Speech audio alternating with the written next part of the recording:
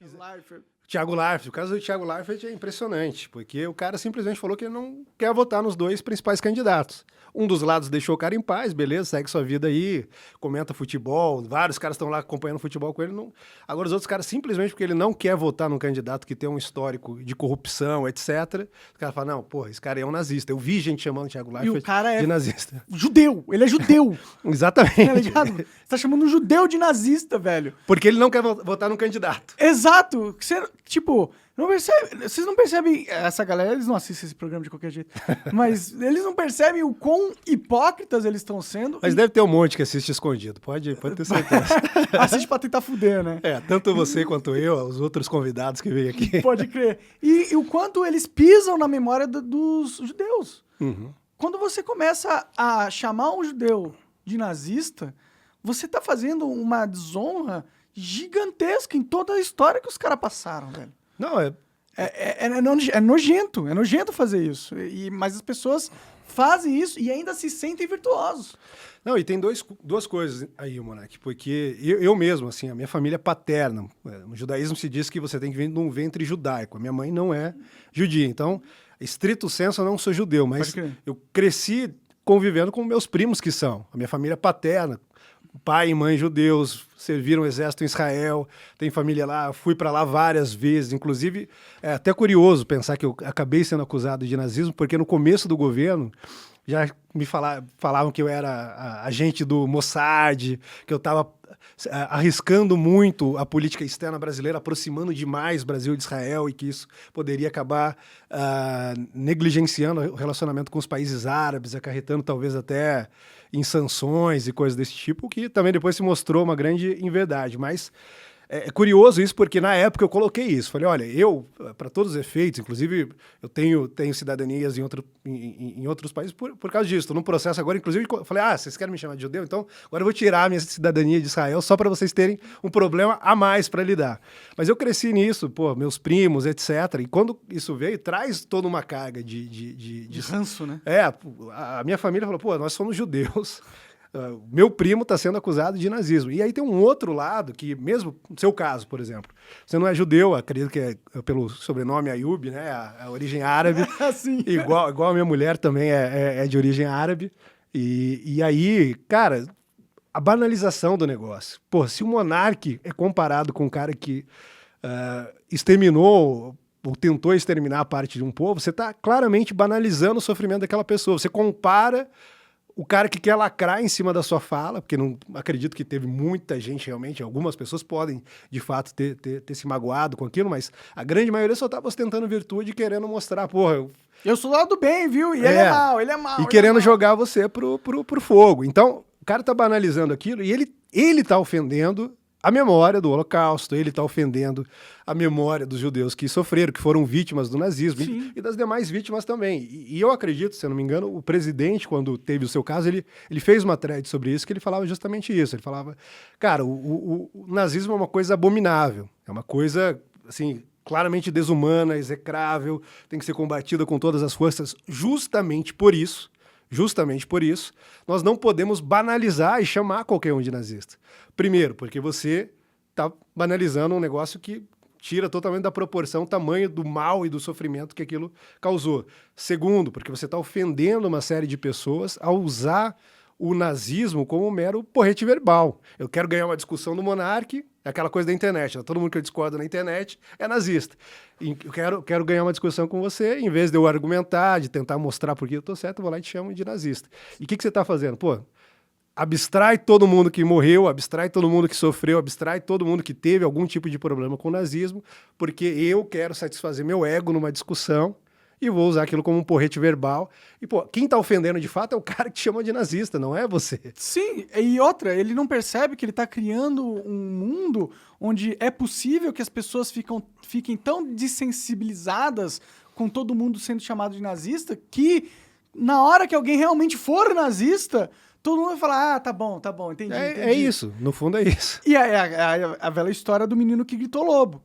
E aí o que você faz? Faz com que abre a brecha para que um verdadeiro nazista consiga se camuflar na sociedade, porque quando todo mundo é nazista, o verdadeiro nazista é igual todo mundo. Sim, se todo mundo é nazista, ninguém é nazista, né, na verdade. Porque, pô, se você falar o que você falou, ainda que tanto você quanto eu concordemos que poderia ter expressado aquilo de uma forma melhor. Com certeza. Ou se você, sei lá, arrumar seu paletó, ou como tentaram fazer com o presidente, uma campanha para que consumissem mais o leite brasileiro ao lado da ministra da Agricultura. No dia do leite, tá ligado? No dia do leite. Não, aquilo ali é apologia ao nazismo. Ou então o presidente lá na motociata, com o motoboy, com a galera dos aplicativos, com os caras do motoclube. Não, aquilo ali é nazismo ou fascismo, porque o Mussolini lá atrás andava de moto também. É mais ou menos aquela piada que a gente sempre ouvia virando realidade. Ah, sabe quem mais bebia água? Hitler. Então, você também é nazista. Exato.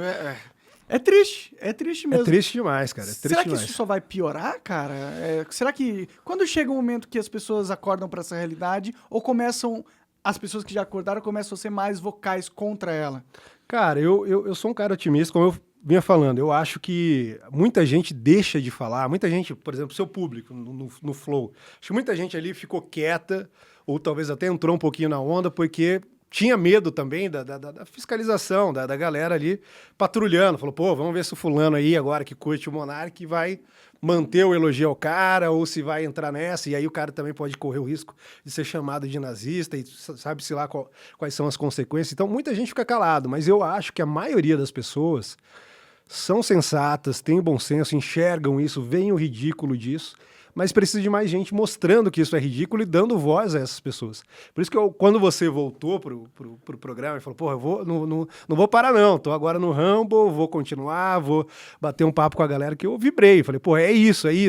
Você deve se lembrar que a gente não tinha tido nenhum contato até o episódio, mas como eu tinha sofrido muito na pele, né, o que você estava passando, eu te mandei uma mensagem, falei, cara, força, tenta não se desculpar, vai pra cima, essa galera sabe que você não é nazista, eles estão fazendo isso porque são cínicos, porque querem te destruir, porque se incomodam com as suas posturas políticas, porque sabem que por mais que você não seja aquele cara de direita, etc., mas você também não está ajudando a esquerda, e como a gente viu no episódio do Thiago Leifert, isso já é o suficiente para os caras atacarem.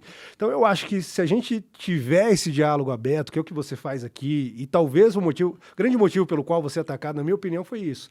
Porque vocês com o Flow e com esse ecossistema todo de podcasts que vocês criaram, vocês estavam meio que criando um antídoto para a cultura do cancelamento. Pô, vou colocar aqui um cara de direita para bater um papo na segunda, na terça-feira vem o Rui Costa Pimenta, na quarta vem um cara que não gosta do Rui Costa Pimenta, mas também é de esquerda, na quinta vem um outro que é de direita, mas é de direita... um é direita, apoia o Bolsonaro, o outro é uma direita que não gosta tanto assim. E essa abertura e esse diálogo é o que cria a solução para isso. Eu até sempre disse isso, assim, e mesmo estando no governo, eu continuo pensando isso. Eu acho que o grande caso do Brasil não é você advogar assim, soluções específicas, pautas específicas. Eu sei que você tem uma simpatia, por exemplo, com o lado ali anarcocapitalista, libertário, embora você também não goste de se incluir aí em nenhuma coisa, mas o que eu penso?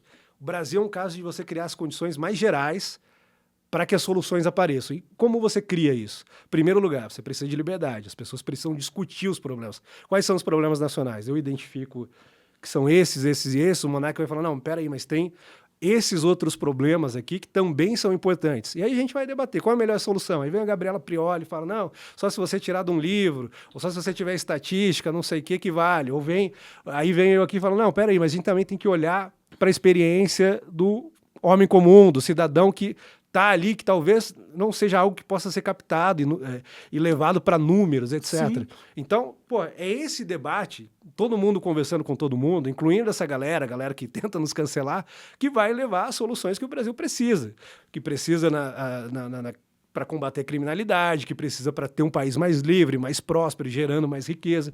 E eu acho que o caminho é esse, cara. E eu acho que vale a pena insistir, assim. Eu sei de todas as dificuldades que a gente tem tido, dessa politização enorme, que a coisa piorou bastante, mas eu vejo assim aquela coisa meio luz no fim do túnel, entendeu? A gente está começando a partir do surgimento de uma outra posição. Antes era talvez mais cômodo, a galera ficava de boa ali não tem tanta briga, mas era todo mundo concordando e pensando mais ou menos a mesma coisa, que era, sei lá, a Globo mandando eles pensar, ou que era a Folha de São Paulo, a USP. Havia uma hegemonia do pensamento no passado aqui Isso. no Brasil, né? No pensamento político, né? Tanto que, pô, os caras achavam que o Alckmin era de direita. Pensavam que o Alckmin era de direita e agora é o vice O do cara Lula. é o vice do Lula. Como que esse cara é, tipo... Como que ele é de direita, velho? Sim, não, o cara que tá lá se emocionando com a Internacional Socialista. E aí isso também é outro fato engraçado, né? Porque você fala, não, tem uma ameaça de esquerda no Brasil. Os caras, não, que absurdo, você vem falar de comunismo, tal, isso não existe, tá querendo voltar para 1989, quando caiu o Muro de Berlim. Não, peraí.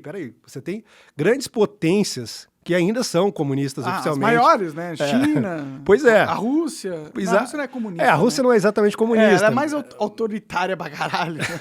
Mas aí, você pensa na China, aí você pensa em vários países ali do Sudeste Asiático. São países que ainda mantêm o regime socialista. Sim. Você tem no Brasil, sei lá, Partido Comunista Brasileiro, você tem o PCB, PCdoB, esses partidos todos. Então, isso existe. Aí você tem lá o Lula coligado com o PCdoB, inclusive o Haddad, em 2018, teve como vice uma comunista declarada, que era a Manuela Dávila. Os caras, não, vocês estão fantasiando, não existe comunismo. Aí a tiazinha lá de 90 anos com uma camiseta da CBF, um cartazinho dizendo Supremo é o povo, ela representa o nazismo. Então, a ameaça verdadeira no Brasil é o fascismo. E o que eu acho? Você acaba de assistir um corte do Monarch Talks, agradeço demais, mas se você quiser ver o vídeo na íntegra e acompanhar ao vivo todas as transmissões, você tem que ir lá no rumble.com/monarch para não perder nada. Segue a gente lá.